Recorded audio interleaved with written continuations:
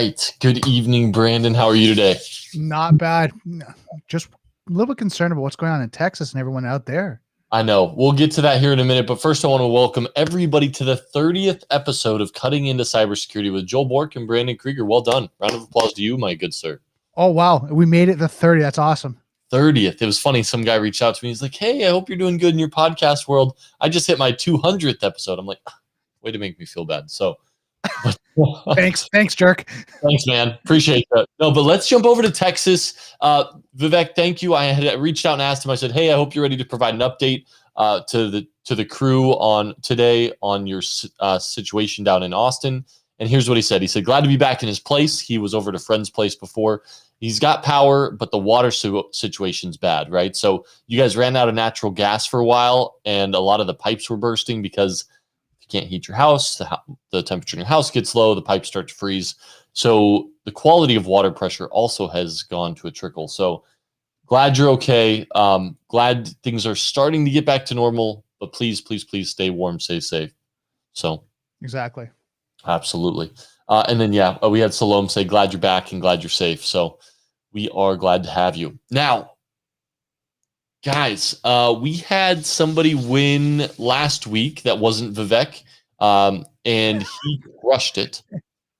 Is that how we're who wasn't Vivek? Is that how we're ranking it now? Wasn't Vivek. So if you're not Vivek, right, it's everybody against Vivek at this point. But no, real quick, guys, let's see who's on here. Give me thumbs up, claps, supports, whatever it is, so I can see you're in here, and we'll give quick shout outs to everybody. So we got Sean Delane in the house. We have Eric Taylor, who was on early today. Salome is on. Vivek is on. And as you guys clap, we'll give you guys shout outs. So once again, we're giving away another $25 gift card today. Are you cool with that, Brandon? I'm awesome with that. I think what happens is we're starting to see people now even engage more, right? Just because the Amazon gift card. So well, we've gamified the actual testing and preparation now. I agree, right? And maybe people will, I don't know if they'll do it outside this, but I want people to come for the gift card and then stay for the content, right? Because if you want to dip after the gift card, that's totally cool. But look, we're delivering quality content that's going to help you pass your exams. So should we jump right in? Let's jump right in. All right. But before we do so, we got some more people in the crowd. Let's see who we got in the house today. We got Michael Davis. Welcome. Pujan's back to compete against Vivek, and Vivek is in the house. So Pujan, you got some more competition. I also had somebody who's been a longtime CISSP, Richard Bird. He's the guy I work with, and he works in the oil and gas and energy sector for us. But he goes, man, I was thinking of jumping in, but it wouldn't be fair to have this old timer's knowledge go against these young bucks. I'm like, oh, so the challenge is on, guys. So are you ready, Brandon? I think he just dropped the mic. I think that's what it is now. I think now it's on. He doesn't know how hard this competition is. That's it. So let's go ahead and jump right in.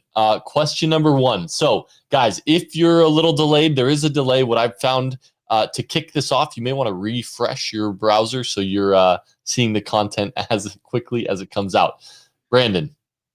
I'm ready. You ready to take notes on who wins? I'm right now. I'm getting prepared. I'm ready to go. All right. So the person who answers the quickest with the right answers and gets the most right will be winning a $25 gift card. We're going through 6 or 7 questions today. Question number 1 is coming your way right now. Question number 1 is, which of the following risk handling techniques involves the practice of passing on the risk to another entity, such as an insurance company? A, risk mitigation. You shouldn't even have to read those out right now. They should know by this time. I mean, we've been going through this, right? It's right in the question, right? It's right in it. So, but let's go through them. So we'll give it a little bit of time. You got A, risk mitigation, B, risk acceptance, C, risk avoidance, and D, risk transference. It's right there in the question. Whoo, man, they're coming out the gates swinging. So we got, guys, this was an easy one to kick off with. And we got everybody getting it right. We got Vivek, Sean, Pujan, Randall. Great job. Emmanuel in the house. Welcome. Marwan, great job, guys. You guys are all getting it right. Christine as well. Guys, awesome job. This one, you guys absolutely got right. It is risk transfer. So remember, if you're trying to get rid of risk or avoid risk, well, how did they word it last time, Brandon? That was avoidance. Do you remember? Avoidance, yeah. So if you're trying to get rid of risk, you're going to do risk avoidance. If you're trying to minimize risk, it's risk mitigation. accepting risk is pretty self-explanatory, and so is risk transfer. So well done, guys. Claps all the way around. And I think Vivek's got that one right. Oh yeah, he was first in. Awesome. Sounds good. It says go for gold. All right, guys. So here we go. Once again, if you got to refresh the browser so you guys get it real time, I would do that real quick because question number 2 is coming to you right now. Which of the following pairings uses technology to enforce access control policy? So once again, which of the following pairings uses technology to enforce access control pairing? A, preventative administrative, B, preventative technical, C, preventative physical, or D, detective administrative. And Brandon, I think we're going to have some answers here real quick, but once again, this one says it right in the question. Right in the question. I mean, at least you eliminate administrative. A and D should be just wiped out. Yep, I agree. So, once again, we got answers coming in. Man, you guys are quick on it today. I dig it. And it looks like everybody's got B, so I'm throwing everything up. Yeah, technology screams technical, 100%. So once again, guys, you guys are fantastic. We got the best audience in the house. So once again, Vivek is up 2 for being the quickest with the right answer for the $25. But Vivek, are you left-handed or right-handed? We need to know this. We got to get a little disadvantage. You got to answer with your opposite hand, right? Now, if he's ambidextrous, then you have to answer with your feet because you got to give these people a chance at least. He's coming in like guns. It's fair game, man. If I think personally, if he's in Austin, Texas, and he's answering first, because I've heard even the ISP providers were down in Austin. So, hey, man, use your right hand if you have to. Great job, guys. All right. Are you guys ready for question number 3? Brandon, are you? Oh, I'm ready. Coming your way. Question number 3 is, which type of risk assessment is the formula ALE equals ARO times SLE used for? Now, let's walk through that equation real quick. Annual loss expectancy equals the annual rate of occurrence times the single loss expectancy. A, quantitative analysis, B, qualitative analysis, C, objective analysis, or D, expected loss analysis. Brandon, walk us through these real quick. Okay, so again, this should be in the question right now. You already know that it is a numeric number they're looking for. So it's not qualitative, it's not objective, it's not expected loss. So it's actually aiming for, and we started getting already, Vivek, Punjam, they're already in there. It's A, quantitative analysis, because it's actually looking for numbers.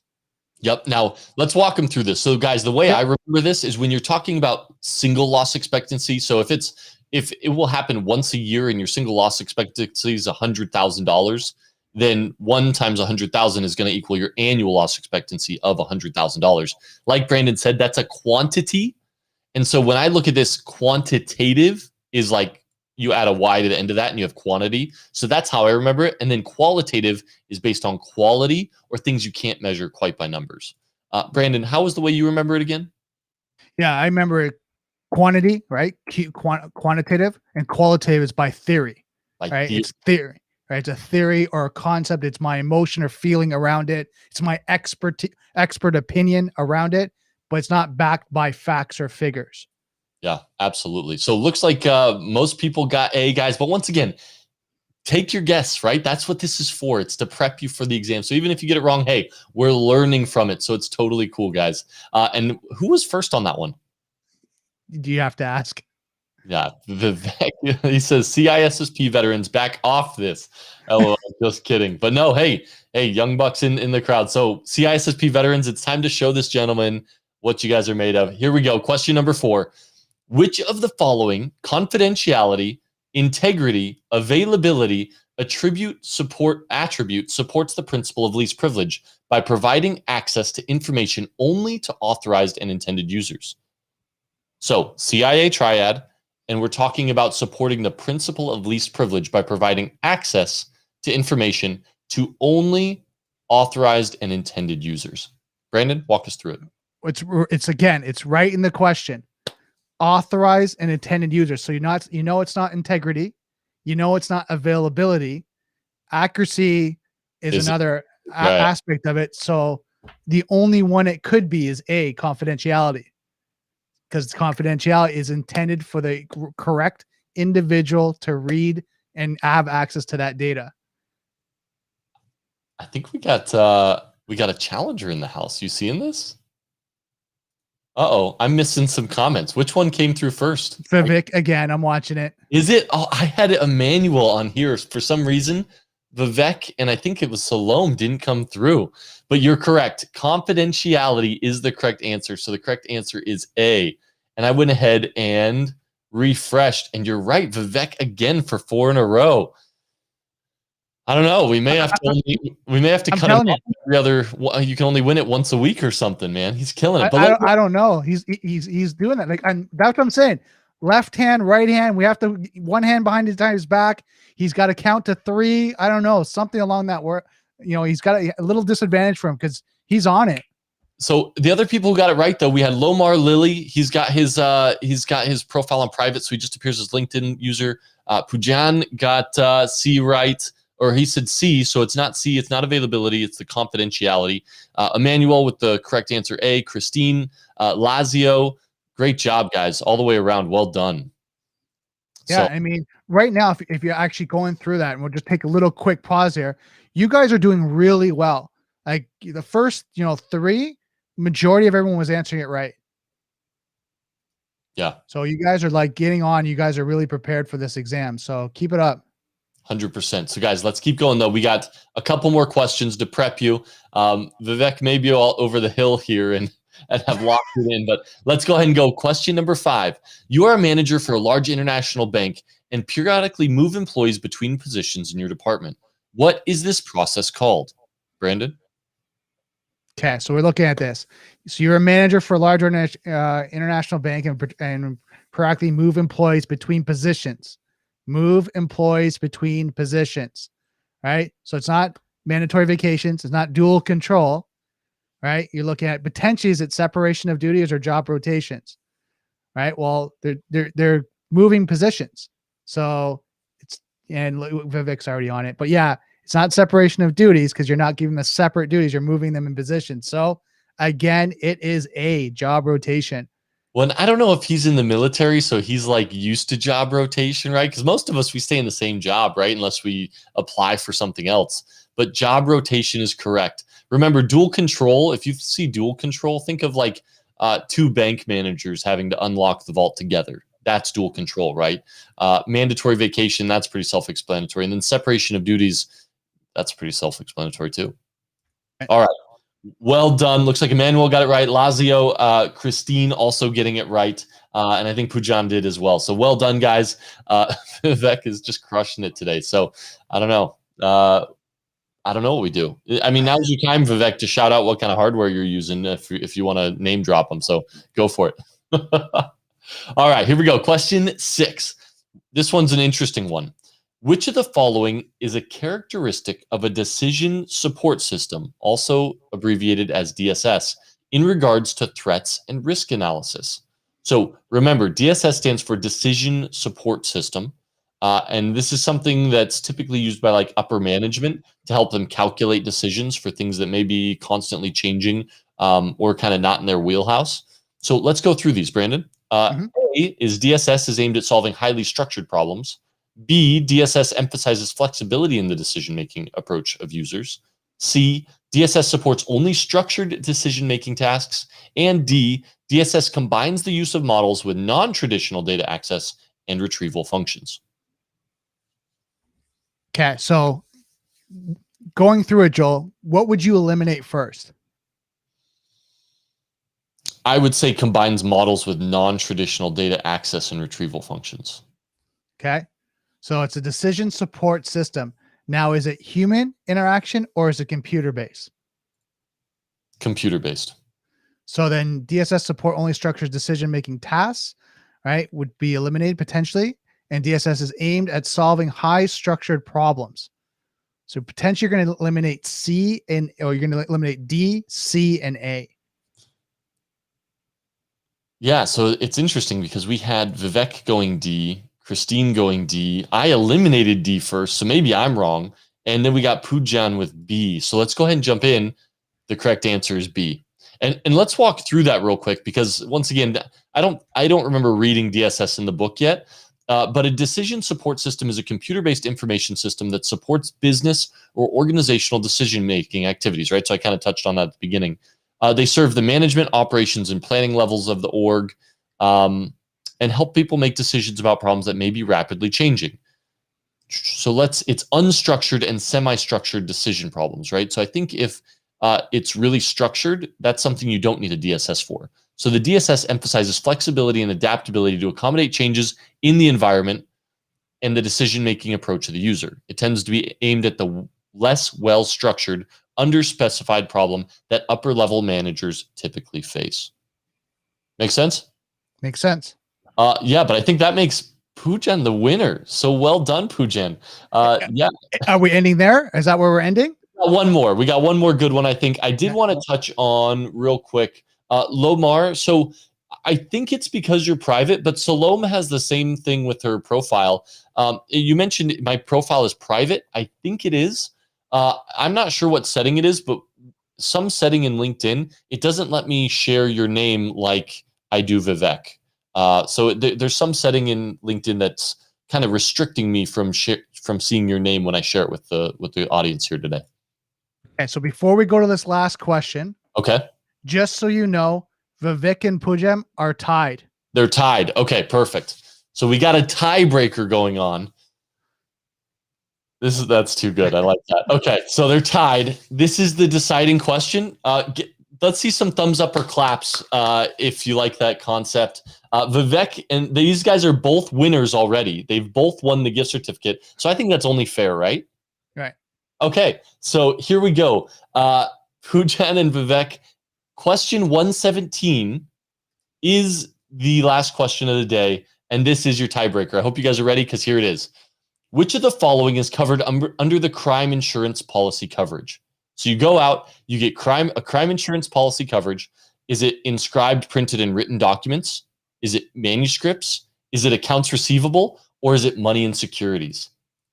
All right, guys, I'm throwing support your way. A little hand with a heart on it. Let's see who gets this one. I'm excited. I'm going to see the first one who comes into it. Right now, I know on LinkedIn, it's actually starting to refresh now. So let's see. Is it? Okay. And I should probably refresh my page, because I think after a little while, I feel like it tends to start lagging behind a little bit. A little bit, yeah. Oh, no. Vivek goes D. Let's see. Oh, he thinks he lost this. And Poojan went A. So let's find out, guys. Crime insurance policy coverage. Go ahead, Brandon. So that's kind of go through. We gave you guys enough time to answer this, right? So give me a second here. So you've got inscribed, printer, and written documents. So crime insurance policy coverage. No, it wouldn't cover your printer and written documents. Manuscripts. Well, are you a writer? No, right? Accounts receivable. That's financial. Yeah. Right. So the only one it could be potentially is money and securities. Oof. D it is. Well done. Vivek running the house today. Congratulations, buddy. That is impressive. So give him a round of applause here on LinkedIn, guys. Give him the clap. That is too good. And I had a blast today. How about you, Brandon? Oh, it was good. I mean, this was pretty awesome, right? To do that and see how you guys are evolving. I mean, that's how you guys are answering these so quickly now. Yeah, and so, guys, while Vivek may have won today's $25 gift card, and also, Vivek, you got to choose whether it's Buffalo Wild Wings again or if you're going to Amazon gift card this time. So let me know in the chat. But, guys, we'll be doing this Tuesday, Thursday, giving away a $25 gift card for the winner of these competitions. So join us. And then afterwards, we're jumping into the CISSP content. Please feel free to continue to join us. We're delivering the good content right out of the book for you guys, but we're doing it in a better way, right? So we're bringing in additional content, pictures, so that it will stick and make you a better cybersecurity professional. So all right. I don't know if this is French. Oh shoot, like wild fluke. No, I don't think so.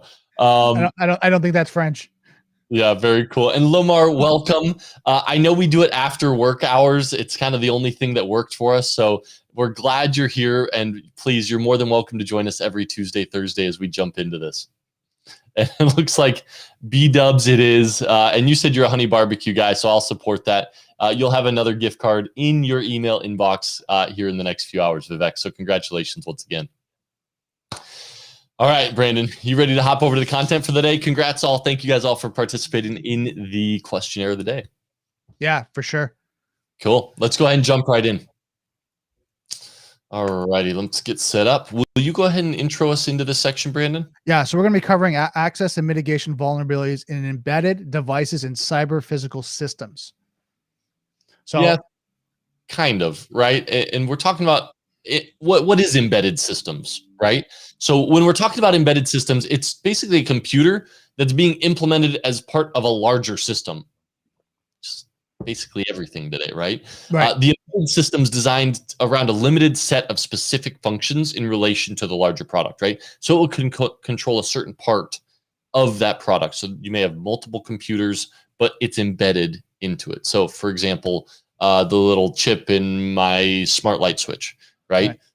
You'll have network attached printers, smart TVs, HVAC controls, smart appliances. So your refrigerator even today, I don't think they make smart microwaves yet, do they? I don't know. I'm sure they do. Yeah. Does anybody have a smart microwave? I'm curious. If you've seen one or have one, let me know in the chat. I'll throw it up on the screen. But yeah, self-driving systems, medical devices, right? All of those have embedded systems within them. For sure. I mean, what device doesn't now?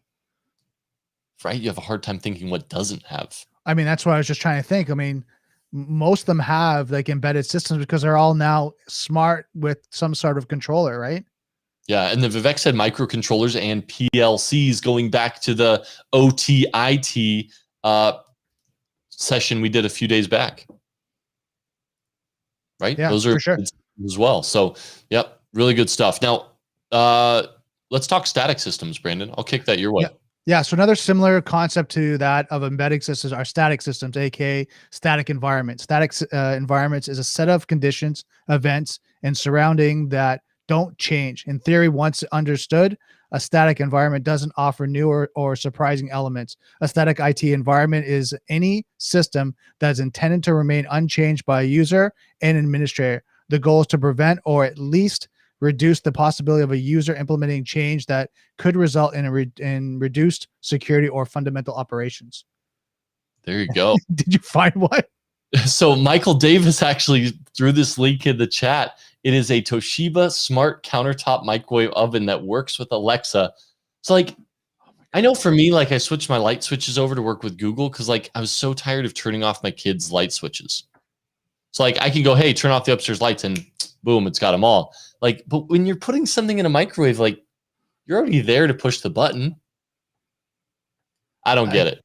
I guess you put something in and then from your desk, you kind of say, go on at lunch. I don't know.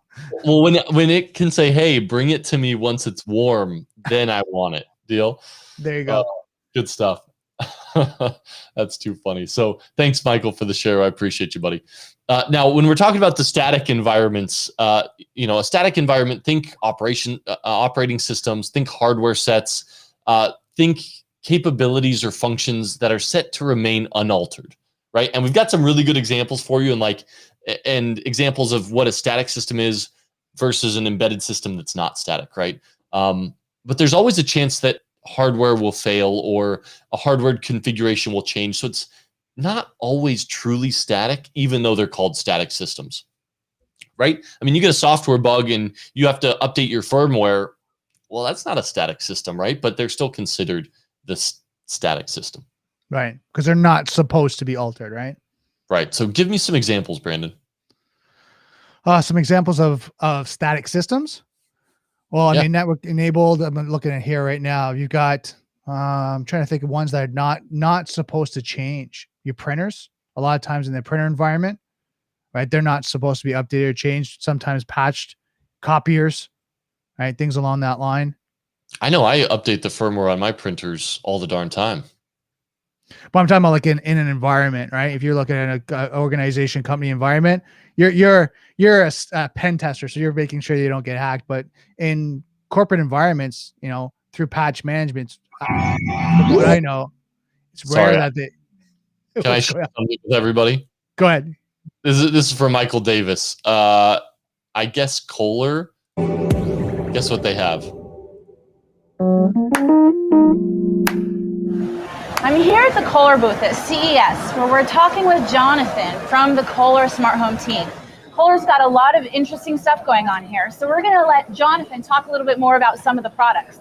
Jonathan, what are we unveiling here at CES? Yeah, so welcome to the Kohler booth. We're unveiling our Kohler Connect portfolio. It's our second year at the show. We're excited to showcase our new Numi 2.0 intelligent toilet. So it's a progression of our intelligent toilet offering. An intelligent toilet offering? Are you for real? I love it. I love it. Soon we're going to have intelligent toilets on botnets. Oh my God. DDoSing stuff. This is just too friggin' good. Oh man. And then Lomar, who's got his OSCP, he said, yes, printers are fun finds in pen testing engagements, right? I mean, it's literally the perfect lateral movement. Nobody's looking at it. Nobody's monitoring it. You can hop in there, compromise the darn thing, enumerate the entire network, and pivot wherever the heck you want. And soon, Lamar, it's going to be the toilet. That's going to be your favorite thing to find. Oh, can you imagine that? Find that on the network? I just can't. You're like, what is that device? I haven't recognized that. What is this MAC address? It's a smart toilet. Toilet. Oh man, good stuff. It's just bad. So, all right. So when we're talking about cyber physical systems, right? This is referring to devices that offer a computational means to control something in the physical world. Kind of like this smart toilet, right? Now, in the past, these have been referred to as embedded systems, but the category of cyber physical is meant to more focus on the physical world results rather than the computational aspects of computing, right? So instead of processing data, it's helping do something physical. Think it's a key element in robotics, sensor networks, and basically any computational device that can cause a movement to occur in the real world, right? So if there's a robotic element, I'm trying to think of something else. I mean, do you have anything that can move from a computer in your house? From a computer? Yeah. No, not that I know of. Do you? Yeah. I'm trying to think. Do you guys have any cyber physical devices? I mean, my light switches would be a great example, right? That's cyber physical, kind of. But do you guys have any other cyber physical devices in your home? Let me know in the chat. I'm really interested. Oh, hold on. What did Michael say? He said the toilet is better than the deli scale, better than the point of sale, better than profits. It's true. That is the ultimate compromise. And so Lamar, when you compromise a toilet, man, I'm getting you live on here, and we're going to talk about it. The first one. I know. So that's wild. Okay, so here's a few examples that they have on here. They have prosthetics, the human augmentation, right? Because now you can control it with a computer. Collision avoidance in vehicles, air traffic control coordination, precision in robotic security, right? So a lot of the robotic stuff, it's now stabilized with a computer, but you still have a doctor on the other side, like guiding the computer. You have remote operation in hazard conditions and energy conservation in vehicles, equipment, mobile devices, and buildings, right? Autonomous vehicles probably too, right? Yeah, so we'll talk about that here in a bit. Now let's keep running through this. So talk about the IoT side of this. Like, where does that get separated? Because I said light switches, that's IoT. How is that different?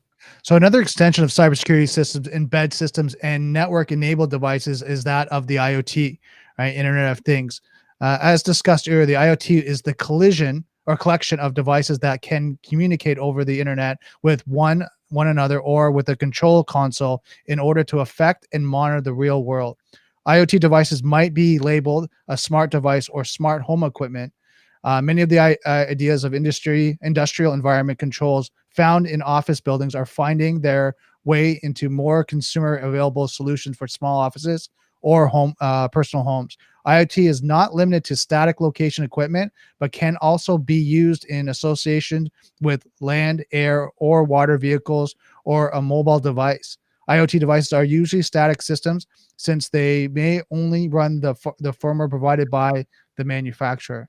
Interesting. So you look at drones. Right. Well, and so Sean said light switches are cyber electronic or IoT, right? So you have cyber physical, but then you have IoT, which is electronic, right? So while it does change something, it's not like moving. It's not like a drone or a robotic arm or a prosthetic, right? And then Sean also asked, he said, in most cases, you're not turning an actual switch, right? So I use Wemo, and there is a switch, right? So you hit the switch and it will turn it off, or you can use voice control.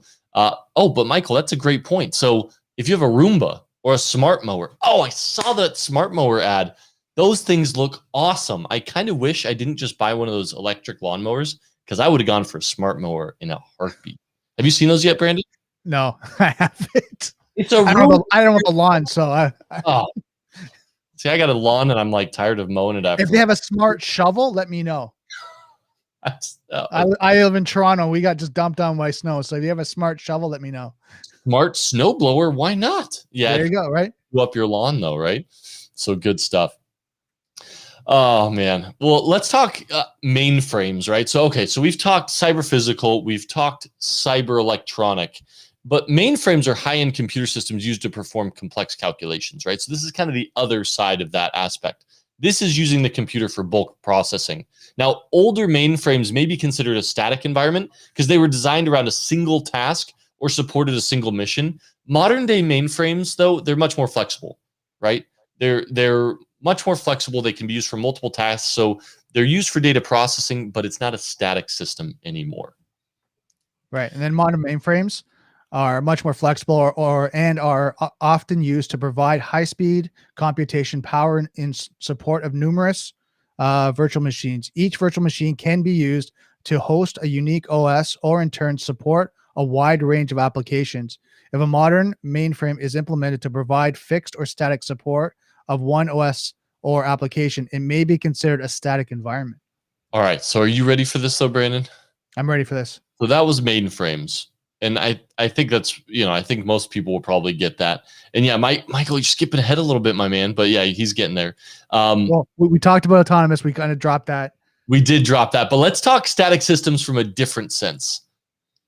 Static system, right? Blast from the past. You have a computer that is meant for one purpose, right? You can have multiple games, but it is just reading that card and taking input.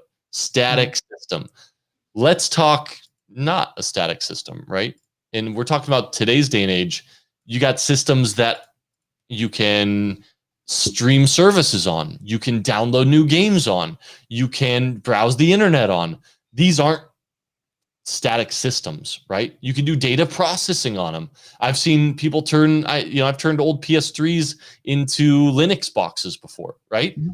It's not a static system. So, and that's a good example. I saw this. I didn't know if this was real, a PS5 Pro Let's Go Digital. I think it is. I think it's their new release, but I thought it looked cool, so I threw it up here for you guys. So Brandon, what was the static game system you recommended from your? I was talking about Nintendo. Like, you want to talk about static? That's an old Atari, like the old ones. Those are old school. I don't know if you can count Nintendo, man, because all of a sudden you throw in Duck Hunt, right? True, but it's still static.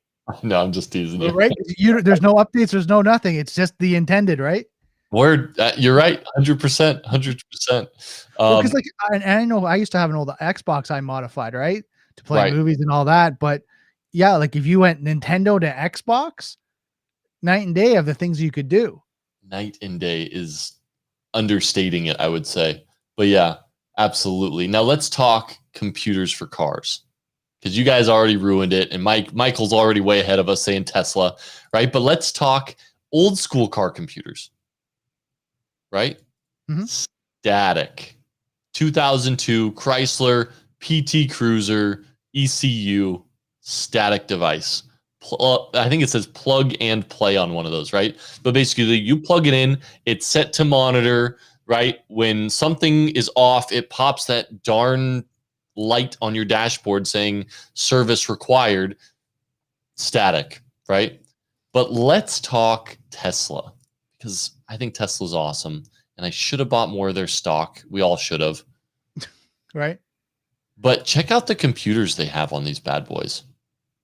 This is the self-driving car, and it's 2 AI brains.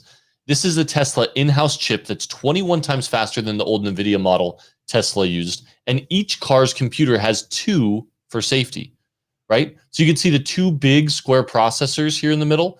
This is the 3rd gen of the self-driving car computer, and this drives a lot of different features within the vehicle.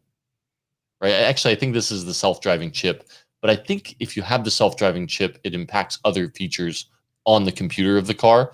So very multifaceted, is getting updates constantly, right? Over-the-air updates, really, really cool stuff. So does anybody have a Tesla? I'd love to hear it. And if you do, you should share a picture. And then we got some comments from the crowd. Peter Franklin, welcome, buddy. I did get your message about the webinar. I appreciate it. I was going to respond after this because we were prepping for this here today. So he said that was the pre-development design for the PS5. So that one I showed never went into production, only the flat one.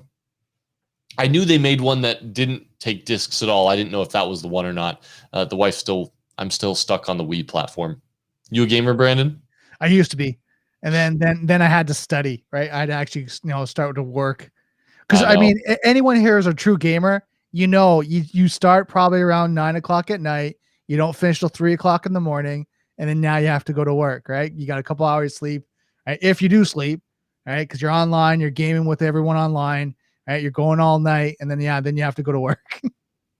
It's true. Yeah, my wife. So I had a PS3 that I played with, man, that was like old school Call of Duty. And my wife basically said, look, do you want to make money? I said, yeah. She said, okay. Are these games ever going to help you make money? I said, damn, no. You should have said, yes, I'll go on Twitch and I'll be a streamer and play games. And dude, she was clever. She goes, I can tell you a way to make money with it. I said, really? I said, please tell me. She said, go sell it at the pawn shop. I said, duh. So guess what I did that next week? I went and sold at the pawn shop, and I switched over to cybersecurity. The rest is history. All right. That's awesome. Oh, good stuff. Yep. And so heads up, Peter's agreeing with you, says so true. And then we got Lomar saying, Among Us. Lomar is back. He's no longer just a LinkedIn user. Lomar, if you found the setting, please share with Salome and share with us here in the chat how you change that so we can recommend future people who have that setting set. So, and then Vivek said, are those SANS books in my background? And yeah, so that's SANS 642. It's Advanced Web Application Pen Testing. What is he doing? Is he zooming in and looking to see on your background there? Yeah, it probably looks like it. I got some cool books back here. See, now you open the floodgates, man. This was the Advanced Attacks. I loved this course, man. I had such a blast with it. But yeah, advanced web app stuff. That was my jam there for a while. And I pulled them out for this session that we did. What was that, last week, Brandon? I think it was last week. Yep, it's good stuff. All right, cool. Sorry, back to the content. You guys get me distracted easy. Okay, jump into securing embedded and static systems, Brandon. Sure. Security concerns regarding embedded and static systems include the fact that most are designed with a focus of minimizing costs and features. Minimizing costs and features. This often leads to a lack of security and difficulty with upgrades or patches. Because of embedded systems is in control of a mechanism in the physical world, a security breach could cause harm to people and property. Yeah, absolutely. And here's the problem: is these static devices, they're like, look, this is only going to be used for one purpose. So they develop it. It's a lean system to just handle one task. And the problem is security was nowhere on their mind when they were creating it, right? But they still require proper security governance. So how are you supposed to secure these devices? Well, we've talked about it, and it's something worth repeating: network segmentation. Mm-hmm. Right? You have to be able to impose logical segmentation using switches, VLANs, other traffic control means. And this means you need to be able to monitor your MAC addresses, IP addresses, ports, protocols, application filtering, and you have to be able to set access control management for these devices. Now, let's talk a few ways. Let's talk basic network access controls, right? And of course, I wasn't ready. So while you're bringing that up, I want to actually bring up a point about protection there. Just remember, when you're looking at the exam, security breach could cause harm to people and property. That's going to be one of the things they're going to bring up in the questions. Say that again. For the embedded systems, for the mechanism of the physical world, a security breach could cause harm to people and property. So when they're talking about security, when they're talking about maybe some of the risks, that's what they're going to bring up. what are the risks for people and property, in this type of scenario? And then one of your questions are going to be, for static systems, right? One of the answers is going to be. So just remember, it's for the potential risk. It's for people and property. Well, and let's talk Austin, Texas. So Vivek, I mean, we have somebody on the ground in Austin, Texas right now. Let's pretend that it wasn't snow that was impacting Texas right now, and instead it was a cybersecurity incident impacting those devices, right? So it's not ice on your windmills, but somebody broke into an embedded system, because there's a computer monitoring device on there that you can access in a windmill, right? And they stopped energy production. I think one of the nuclear plants in Austin, Texas, their sensors went down, Brandon, embedded system. So they stopped production. I think the water supply was honestly just freezing in Texas. But did you see Florida? No. The water supply and sanitation site was hacked into, and they were trying to either stop filtering or put harmful chemicals into the water supply in Florida. Oh, wow.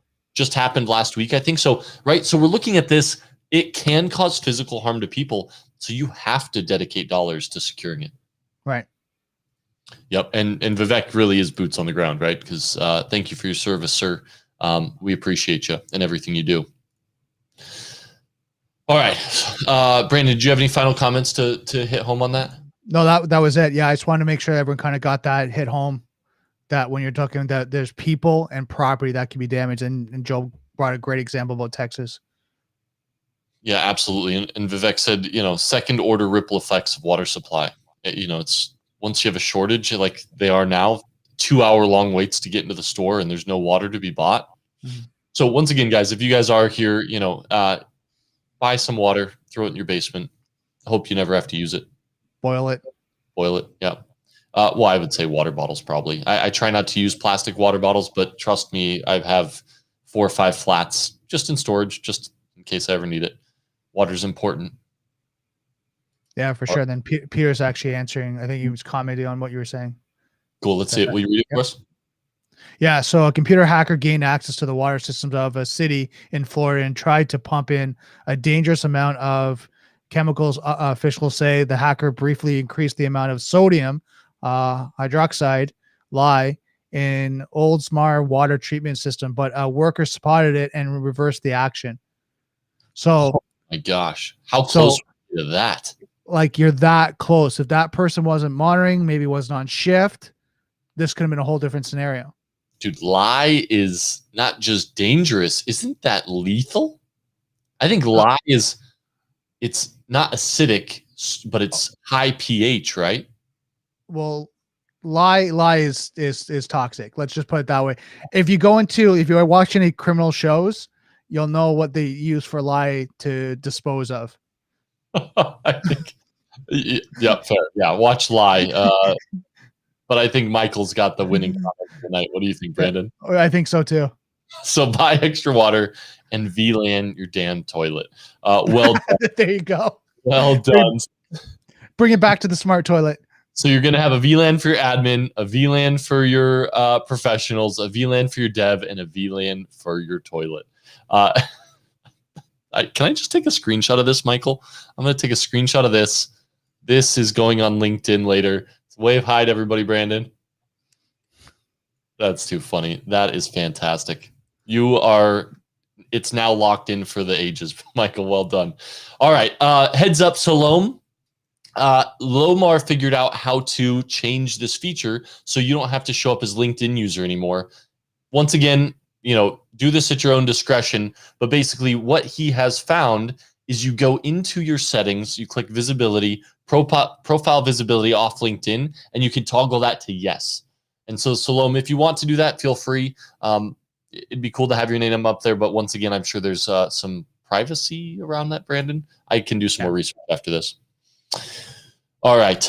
And then Vivek, he's saying don't take a selfie on an IoT toilet because it'll geotag you if it did. Yeah, there you go. Oh, the issues with IoT, man. It's only getting worse. Don't worry, Facebook won't know.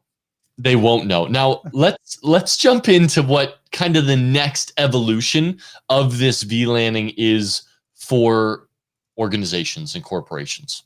You know what it's called, Brandon? We're talking about security layers? Yes and no. I mean, yes, absolutely. It's security layers. It's called zero trust, right? Okay. So let's kind of zoom into this and let's what the heck are we looking at? So this is what zero trust is. It's micro segmentation.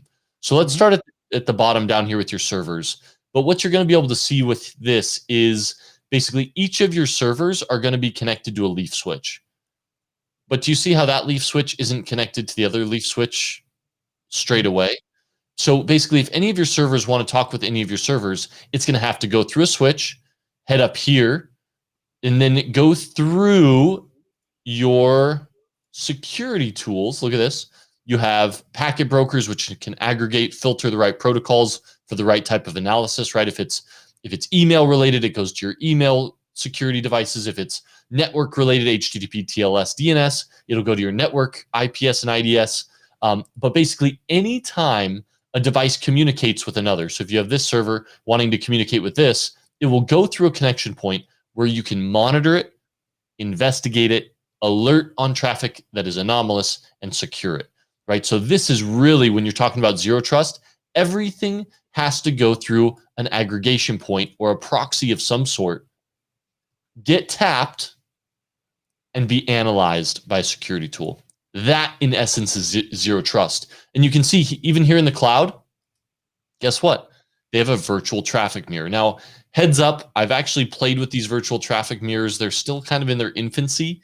AWS's is pretty mature. Azure's is coming along. GCP's, I think they have one. I actually haven't had hands-on with theirs. But lots of noise. How do you filter through it all, right? These are some of the problems the modern-day SOC is having to deal with. But that's zero trust. That's micro segmentation. Can you do that on your home network with your magic toilet? Probably not, Brandon. You probably could. I mean, but you'd have a lot of division in your home, right? That's correct. And a lot of management. But I mean, in reality, it's wicked expensive to do this. It's a great idea. But the other thing I have to let you know, guys, is it reduces the visibility of your security team sometimes, right? Because let's say you go, okay, I've got zero trust. I want visibility into it so my security team can defend it. Well, where the heck do you put your TLS decrypt on this network? Like, you got a really expensive Gigamon that can decrypt all your TLS. On which of those switches, where the heck do you put a single device? The answer is you can't. You need multiple devices. So now you're spending a ton of money because you've got stuff switched and routed all over the place. You can't tap just one point anymore. Right. So as you secure your environment network, segment your network, you have to keep in mind, and you have to build into it from the beginning, those security resources, and keep the end in mind. Right. Yeah. So let's head over to our crew real quick. Yeah. So we got Peter. I was reading Vivek's comments. He's always got something funny to throw in. But Peter said the zero trust model is the hardest thing to get people to buy into, unfortunately. But it needs to happen to take the next step. And I agree with you. You're right. I think these early adopters, they're implementing it and they're taking people's recommendations. And by the time they fully implemented it, they're like, damn, we forgot something. Right. And the hard part is, until you get people who are doing it really well, and granted, I've seen some people who are doing it really well, until we have that documented and it's repeatable and reproducible, it's not going to gain adoption. And that's just my 2 cents. Well, I think you also have to think as, does it impact the business, right? Zero trust is great when you're looking at, like, all of us putting on the security hat, but if it impacts the business, it's not effective for keeping the business continuity, right? Well, so you have to have that balance. And as you guys are going for CISSP and going through those conversations, you guys all know that you have to play in both rounds, right? You have to play with security, but you have to understand what the business needs are for business continuity, profits, to be successful, to keep going. Because if you don't, if your business is actually being affected or impacted, now security is the cause of it, now you have an issue. Yeah, true. And you must have been reading Sean's mind, because he said it's going to add some latency with your traffic as well. But it adds a load of redundancy, right? Because you're switching every which way and you have redundancy all over the place. So, right, you have pros and cons to the deployment. And then, yeah, Lomar, spot on. Zero trust is wicked expensive. And it looks like our DoD is zero trust. So they've spent your tax dollars wisely and are using TAC Lane and TAC. So Yep. Yeah. So once again, Sean, you're right. Not enough to not do it. I know for our corporation, we're not zero trust. We're also only 300 people, but um, a, a lot of things go through those aggregation points. It's not 100% zero trust. So any communication with any device goes through that.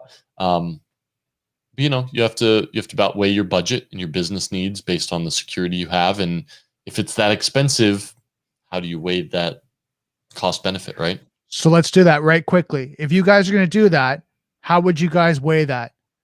The technical controls versus the risk. How would you guys figure that out? I want you guys to answer that in the actual questionnaire, because it was actually one of the things that we were talking about earlier. Quantitative, qualitative. How would you evaluate that and present it to the board? Deal.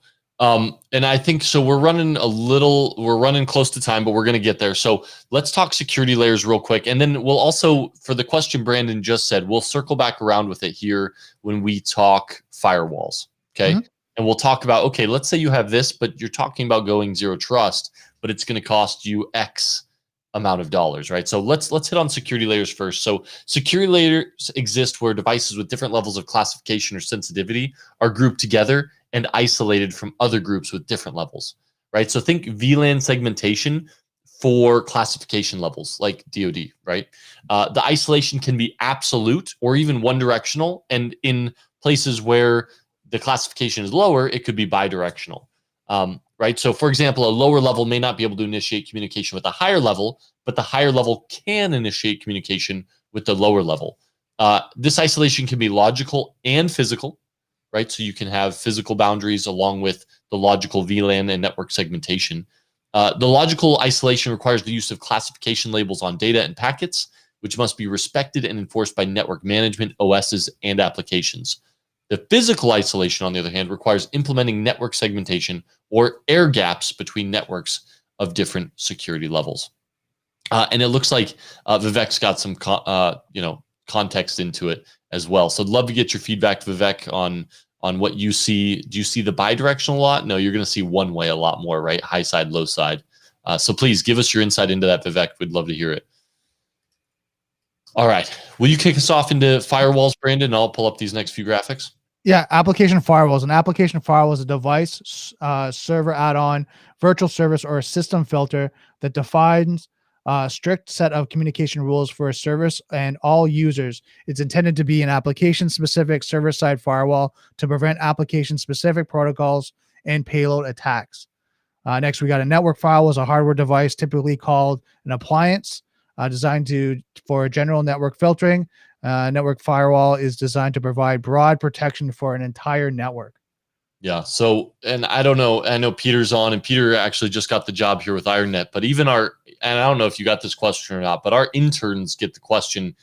We basically tell them to draw a corporate enterprise network on a whiteboard and show us the firewalls and the DNS, right? And the flow of traffic.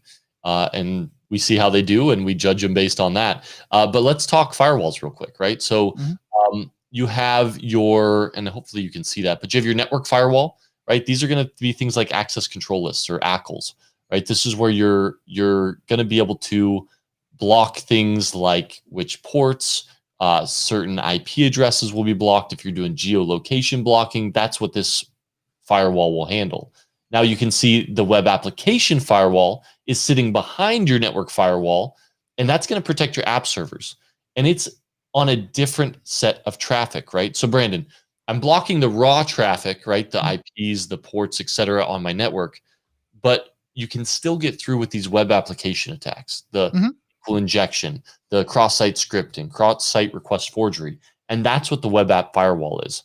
Now, the cool part about pen testing, and Lamar could probably tell you this, is you can enumerate these web application firewalls. You can do research on the specific kind, and you can run tests around that to see what kind of bypasses you can get on both network and web app firewalls. So it's always a game of cat and mouse when you're playing with these things. Well, as you know, and I mean, I think from what I've heard is that also, have they been up to date? Have they been patched? Do they have certain vulnerabilities that could be compromised, right? 100%. Yeah, but let's talk differences between these, and I'm going to be honest, guys, now that I've taken a few of these AWS certifications as well, darn, that text is small. I hope you guys can read that okay. Maybe I'll zoom in a bit. Well, that zoomed in for me, not for you guys. But guys, this is on all the AWS exams. So if you're going for AWS security, or even just AWS solutions architect, like you need to be able to describe the differences between the network and the web app firewalls. So real quick, web application firewall, we're talking layer 7. Network firewall, we're talking layer 3 and 4, right? The network firewall is going to be in transparent mode. So it's going to be routing most traffic and then blocking that traffic. Whereas the web application is going to be doing active inspection of the traffic, but it could also be in passive mode, right? Now, a lot of the times we see people implement a web application firewall. They turn on everything, including active inspection. They realize, oh, snap, the latency we are getting is crazy. And instead of like fine tuning it and easing into active inspection mode, they just put it back in passive mode and then they get compromised on their web app. It's like, oh, guys, you can't turn everything on sometimes. A lot of these devices, they're made with a lot of features, but you have to pick and choose which ones you implement in your specific environment. Make sense, Brandon? Makes sense. So far, so good. So far, so good. Yeah. Also, placement in the network is hugely important. The placement for the web application firewall, it needs to be close to your internet-facing applications. Now, let's talk through this real quick, right? So you have your perimeter. This is where your network firewall is going to live. Then you're going to have your DMZ behind that, right? That's where your web server is going to live. You're going to have your web application firewall right in front of that web server. But then you're going to have another firewall. And what's sitting behind that firewall, Brandon? Our environment. Your database, your environment, right? That's the stuff you don't want publicly accessible. So remember, the network, web app firewall, those are all you're still perimeter and DMZ when you're deploying those. Mm-hmm. Good stuff. Yeah, so here's the thing, web application firewalls, signature-based anomaly detection heuristics, whereas your network firewall is going to be packet filtering and stateless stateful inspection along with acting as a proxy. And then here are those attacks, right? DDoS protection, cross-site scripting, SQL, and then, yeah, standard network ACLs. Right. Geo proximity blocking, unauthorized users accessing it, etc. So will you take us over to the comments and see if we got anything over there, Brandon? Let me see here. We got Peter saying need databases for firewalls for those apps servers in the graphic. And then we got, just give me a second here. Yeah, I covered that a little. Yeah. In my action. Yeah. You covered it. Yeah. And then Vivek is saying, yes, it usually is one-way trust on DoD, basically higher up in the food chain, have more access to resources, or at least should, and then across domains. Yep, spot on. Now guys, we got just a couple minutes. Sorry, we've been running over lately. But updates, right? Guys, manual updates should be used for static environments. So that's an interesting one. Because remember, if you get this on the exam, you have a static environment, that means you should have as few changes as possible. Mm-hmm. So if you're doing automatic updates, that means you're having a lot of changes in the environment. You could introduce unknown security implications to that. So if you have a static environment and it says, should you do automatic updates or manual updates? I don't know. Before this, I may have been like automatic updates always, duh. But with Sunburst, I'm kind of backtracking that, along with, if it's a static environment, manual updates only. But let's talk wrappers and then let's talk redundancy real quick. Is that cool? Yeah. And just for that one, for manual updates, don't forget this, Joel. And I mean, everyone knows this. You got to test it. You got to run it. You got to make sure that that update didn't affect the environment. 100%. Now let's talk wrappers real quick. And not like Eminem or Machine Gun Kelly, right? Brandon, jump us into this real quick. Yeah, a wrapper is something used to enclose or contain something else. Wrappers are well known in the security community in relation to Trojan horse malware. A wrapper of this sort is used to combine a benign host with a malicious payload. Wrappers are also used to encapsulate solutions. Some static environments may be configured to reject updates, changes, or software installations unless they're introduced through a controlled channel. The control channel can be a specific wrapper. The wrapper may include integrity and authentication features to ensure that only intended and authorized updates are applied to the system. Right. So did you see the graphic I threw up for you? Yep. Nice, happy program, malicious code, drop it into a wrapper tool. Boom, it results in a single program that you can then try to squeeze by as a legitimate program. Right. Mhm. So that's the quick and happy side of it. Let me show you kind of a more real world example of this happening. I thought this one was really, really interesting. Let's see if you guys can read this. So for a year, a gang operated a rogue Tor node that infected Windows executables when they were downloaded. So I'm not sure if you guys can see this infographic. Oh, and it gets smaller. There we go. You can see the victim is this sad guy here on the top left. And on the right-hand side, top right, is the original binary. So as the request is made, the response would go to the Tor node. They would wrap the binary, deliver it to the victim. And then when they execute it, what would happen is it would drop the original binary, but it would also drop a Trojan dropper and install a backdoor on the device. And they operated for a year doing that. So wrappers are important to know, right? Especially if you're doing those manual updates, make sure you can go back to the original source and verify the hash of that to ensure that that update isn't introducing something you don't want to. And while this is back from 2014, I think with Sunburst, verifying your updates more now than ever is huge, right? So verify the hash, yes, but even after you deploy it in your sandbox, monitor it, analyze it. Then once it goes to prod, you still have to monitor it and analyze it. Exactly.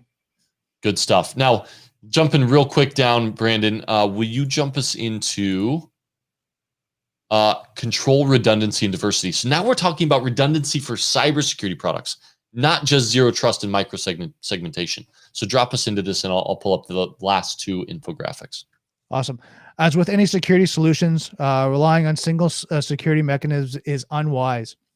Defense in depth usually uses multiple types of access controls in literal or theoretical constructs, circles or layers. This form of layer security helps an organization avoid monolithic security stance. A monolithic mentally is the belief that a single security mechanism is all that is required to provide sufficient security. By having security control, redundancy, and diversity, a static environment can avoid the pitfall of single security feature failing. The environment has several opportunities to deflect, deny, detect, and deter any threats. Unfortunately, no security mechanism is perfect. Each individual security mechanism has a flaw or a workaround just waiting to be discovered and abused by a hacker.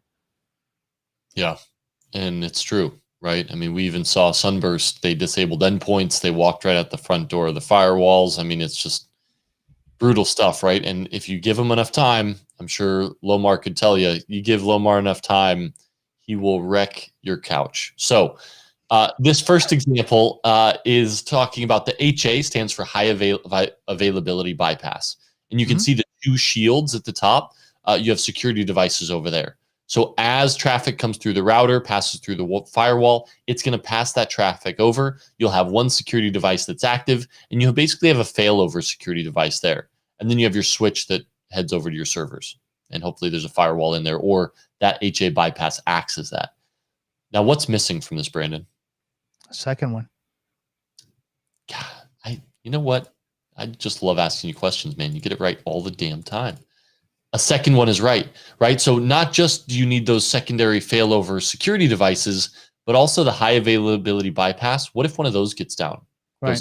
Where they find a way to, or you're just patching it even. Like, you need to be able to have failovers of the bypass with those mechanisms. And this is a much more redundant system. Now, it's still not zero trust. Right, because of the access, right? Well, I mean, and back behind, and to be fair, we don't know if it's zero trust or not, but because behind those other switches, how is that traffic routed, right? Right. That's what would really determine whether it's zero trust or not. But yeah, so this would give you the high availability bypass. So if one of those goes down, well, it would reroute you through the other high availability bypass, pass you back over to the active security tool, and then you have a failover of that security tool, along with firewalls and switches in this example. Right. So great example. Really cool, Brandon. Any final closing thoughts on that for me? Does anyone have an answer to my question? Ooh, Do you have the answer? Do you have the answer? How would you present zero trust to the board? It's really good. This is now you put your CISSP hat on, guys. How would you present it? I would present it as visibility is key. Before you can action anything in cyberspace, you have to have visibility into it. So what is zero trust? And if I was going to architect zero trust, it would be to gain visibility into my environment. So I knew what was happening, when, where, how. So when I go to them, I would approach it from the fact with what are we missing? What's lacking? And what is lacking is the visibility into your network. If you want us to do our job to action upon the items occurring on the network, we need to segment this accordingly so that we control where the traffic goes to, and then it's all monitored, it's all logged, we have copies of it, we have tools running on it, and we have the right analysts analyzing the traffic, because the risks are apparent and they're ever increasing in sophistication. Okay. Lumar comes in with a breach is more expensive. And right, he just blew my answer out of the water with half a sentence. Well done. So the correct answer, and you guys that do this day in and day out, is, does it impact the business? How is it protecting the business? How is it making the business more profitable? And how is it protecting its assets? That's how you present zero trust. Technology, the technology and all that, what you're doing won't matter if you can't get the board involved.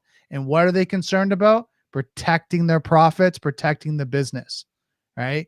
I mean, you guys are all very technical, but put your business, your CISSP hat on. That's the conversation at the board level, right? Because I explained, well, that's more a SOC chief to a CISO. That's technical. That's me going to the CISO. Hey, Joel, you're my technical lead. What do I need to know? Now I'm going to take your information and I'm going to put my CISSP hat on, my CISO hat, and I'm going to go in the boardroom and I'm going to say, look, guys, we have an infrastructure that's worth $100 million. We need to protect it. The implementation is going to cost us $1 million to implement zero trust. And what happens is it's going to protect our assets, our revenue, our IP, everything along that line. And it's going to protect a $100 million business. They're going to say, here's the check. There you go. If I come in saying we're going to have high availability, we're going to have technical controls, they're going to be zero trust models, they're going to go, so what? What does that mean for the business?